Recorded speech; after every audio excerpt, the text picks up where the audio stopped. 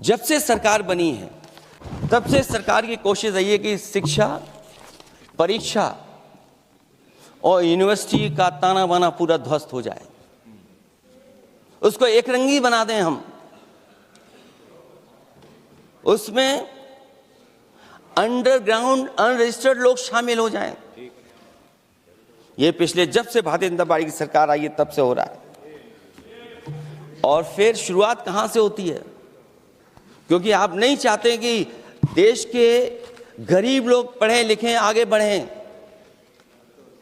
सरकार ने सबसे पहले हमला किया प्राइमरी स्कूल पर, और प्राइमरी स्कूल कितने बंद किए हैं आपने? जहां से बच्चे की शिक्षा की यात्रा शुरू होती है। एक गरीब परिवार का बेटा, बच्चे कहां से पढ़ करके निकलते हैं? सबसे पहले प्राथमिक शिक्षा सरकारी स्कूलों से पढ़ करके निकलते हैं। हमारे बहुत सारे माननीय सदस्य होंगे, वो उन्हीं प्राथमिक विद्यालयों से पढ़ करके आज इस सदन तक पहुंचे होंगे। आपने सबसे पहले स्कूलों पे हमला किया और प्राइमरी से लेकर के नौकरी तक पे आपने हमला किया है। युवाओं के भविष्य पर आपने चोट पहुंचाने का काम किया है। और जो प्राइमरी स्कूल जो आपने बंद किए हैं, वो इसीलिए बंद किए हैं आपने कि पिछड़े, दलित और गरीब के वर्ग के परिवारों के बच्चे पढ़ लिख न जाएं। क्योंकि आज भी अगर हम देखते हैं प्राइमरी स्कूल में कौन पढ़ने जा रहा है? सबसे समाज के गरीब परिवार के बच्चे पढ़ करने जा रहे हैं। सबसे पहला हमला आपने वही किया, और इसीलिए किया क्योंकि नींव पर ही अगर हमला होगा तो ये आगे नहीं बढ़ पाएंगे। जो आंकड़े सरकार के बताए गए हैं, 1 लाख से ज्यादा सरकारी प्राइमरी स्कूल बंद कर दिए सरकार ने। और अगर ये बात गलत है तो हमें उम्मीद है सरकार इस पर भी जवाब देगी। और अगर हम आंकड़े निकालें तो जो आंकड़े दिखाई दे रहे हैं, यूपी में सबसे ज्यादा प्राइमरी स्कूल बंद हुए हैं। और ये सरकार के आंकड़े हैं कि 7 लाख से ऊपर विद्यालय थे जो अब 6 लाख रह गए हैं। और यूपी में तो सबसे ज्यादा बंद हुए हैं।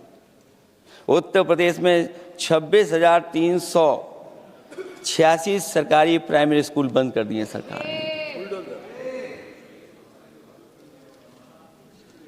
और केवल प्राइमरी स्कूल बंद नहीं किए हैं, नौकरी पे भी हमला किया है। 69,000 शिक्षक भर्ती को लेकर के बड़े पैमाने पर घोटाला किया गया। और घोटाला इतना बड़ा है कि वो सभी कोर्टों में गए हैं और पिछले कई वर्षों से आंदोलन कर रहे हैं। कोई स्थान नहीं बचा अध्यक्ष महोदय जहां पर वो शिक्षक भर्ती के लोग न गए हों।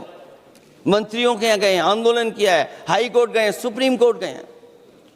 लेकिन देखिए सरकार भी कमाल की है कि सरकार उनको नौकरी नहीं देना चाहती। और इसलिए नौकरी नहीं देना चाहती है क्योंकि उन्होंने भर्ती गलत की है। और भर्ती में जिन लोगों का अधिकार छीना है वो सबसे ज्यादा पिछड़े और दलित परिवार के बेटे, जिनका अधिकार इस सरकार ने छीना है। और ये अगर बात नहीं ठीक है तो हमें उम्मीद है कि सरकार इसका भी जवाब देगी। माध्यमिक स्कूलों को भी बंद किया जा रहा है और बड़े पैमाने पे स्कूल बंद हुए हैं। और जो बोर्ड की परीक्षाएं लीक हुई हैं, पूरे देश में बड़े पैमाने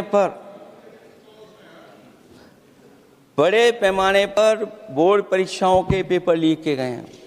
अध्यक्ष महोदय, हम जानना चाहते हैं कि आखिरकार 10वीं और 12वीं के पेपर लीक क्यों हो रहे हैं?